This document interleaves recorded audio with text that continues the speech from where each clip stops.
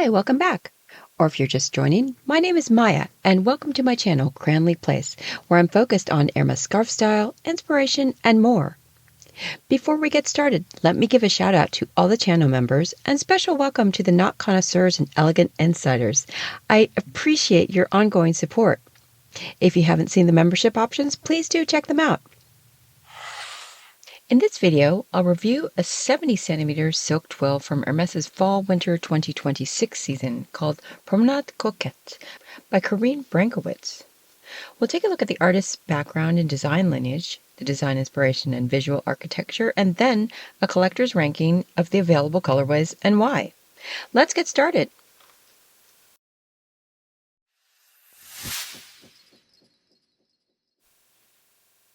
Carine Brancowitz is an illustrator and contemporary artist whose work is particularly recognizable for its line.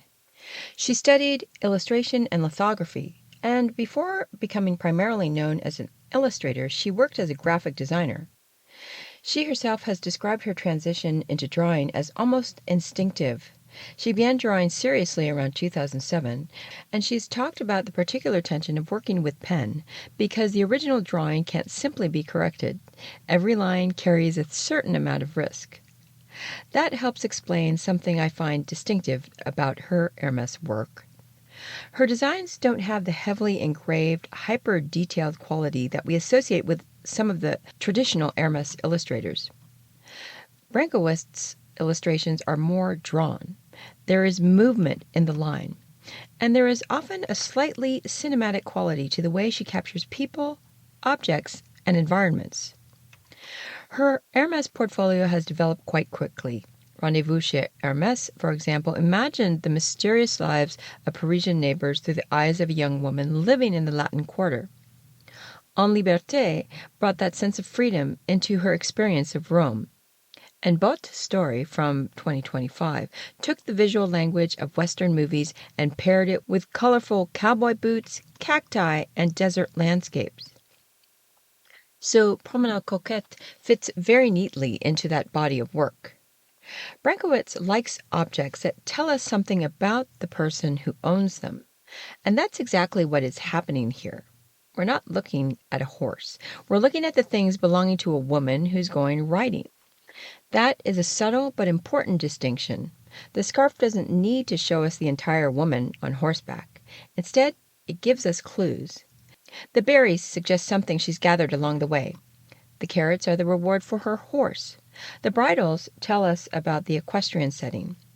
The embroidered coat of arms and jockey silks add another layer of social and sporting vocabulary, and together they construct the character indirectly. Hermès calls the result a kind of portable cabinet of curiosities, and I think that is probably the best description of the design. And this is where the Robert Dumas connection becomes more than a bit historical name-dropping. Dumas' 1950s scarf designs often used carefully arranged objects as the subject rather than building a conventional narrative scene. And Brancowitz is borrowing that compositional idea, but she makes it feel much less formal. The result is almost like an elegant flat lay, except translated into the visual language of the Hermès carré, and that feels distinctly contemporary.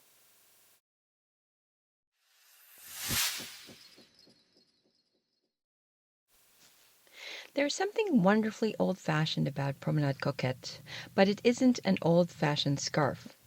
At first, it looks almost like someone has emptied the contents of an impeccably dressed horsewoman's day out onto the table. A little coat of arms, bridles, an equestrian engraving, jockey silks, berries, and carrots. And then you realize that this really isn't a scene at all. It's a collection of objects. And that distinction is important because Hermès places Promenade Coquette very deliberately in the tradition of Robert Dumas' 1950s compositions, where objects were arranged almost as still-life inventories on the ground. Here, Carine Brancowitz takes that historical idea and gives it a much lighter, more playful contemporary personality. And I think that tension between archival Hermès vocabulary and a very modern illustrator's eye is what makes this 70 centimeter interesting. So let's take a look at whether the design itself has a staying power to become a collector piece, and which of these 6 colorways makes the most sense if you're actually considering adding it to your collection.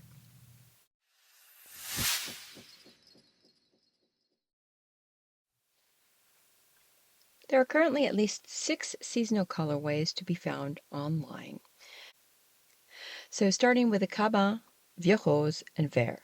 This is my clear number 1. And interestingly, it's not the most dramatic colorway, and that's exactly why I like it.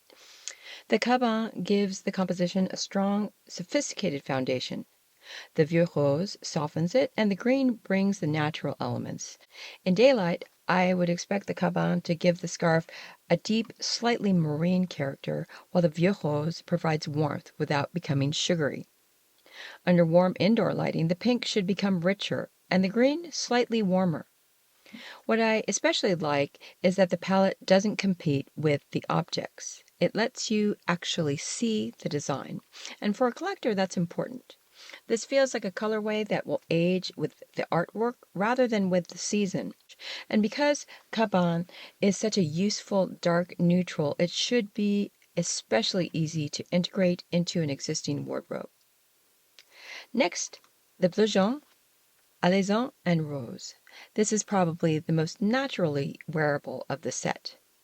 Bleu Jaune is such an easy Hermès blue, and pairing it with the Alezan gives the scarf an immediate equestrian resonance. Then the Rose adds just enough softness. In daylight, this should have a very balanced blue and warm neutral effect, with the Rose providing the accent. Under warm lighting, the Alezan and Rose should become more prominent.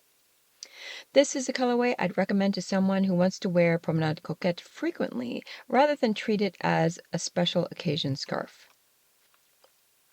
Next, the Crège Khaki Aubergine. This is the sophisticated wild card, and I think collectors who normally gravitate towards muted Hermès palettes should take this one very seriously. Crège and khaki give the scarf an almost utilitarian foundation, but then aubergine introduces something much richer. That combination changes the personality of the design. Suddenly, the berries, bridles, and equestrian objects feel much more autumnal and slightly more intellectual.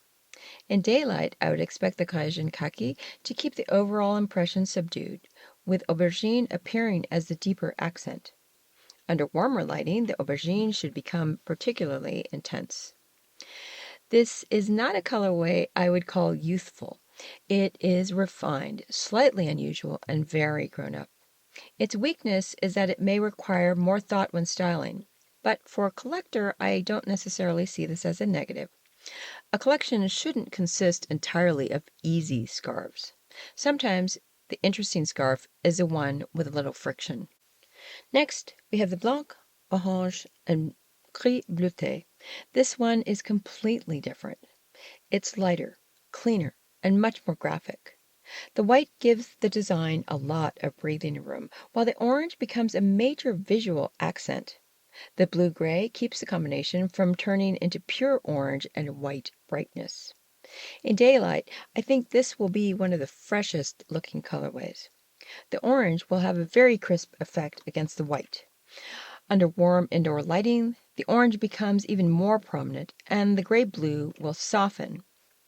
This is probably one of the most fashion-forward, and I can see why it would be extremely attractive in person.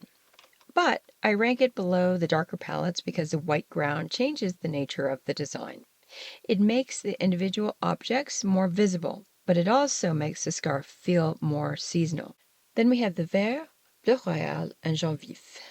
Now we're in statement territory. Green, royal blue, and bright yellow are not trying to be subtle, and I think that actually suits Brancowitz. Her work has a certain graphic playfulness, and this palette brings that out very strongly. The yellow is particularly important because it creates visual punctuation against the blue and green. So in daylight, I expect this to be extremely energetic. Under warm indoor lighting, the yellow should become even more dominant, and the blue slightly deeper. This is a colorway for someone who wants the scarf to do the talking. And last but not least, the craft Rose Multicolor. This is the most playful palette in the group. The craft gives the design a warm paper-like foundation, while the rose and multicolor elements make the whole thing feel almost like an illustrated object from a vintage stationery shop. It's charming, very charming, and in a way it may be the colorway that most directly captures the whimsical spirit of the design. In daylight, I expect the craft to give it warmth and the multicolor elements to become the focus. Under warm lighting, that warmth will intensify. The problem for me is that the palette can make the scarf feel more like an illustration than an accessory, and I think the design itself deserves a little more sophistication. So there you have it. Please like and share the video if you enjoyed it, and let me know what you think in the comments. In future episodes, I'll share other scarf reviews, inspiration, and more, so be sure to hit that subscribe button to be notified of new videos. Thanks again for joining me today. Until next time!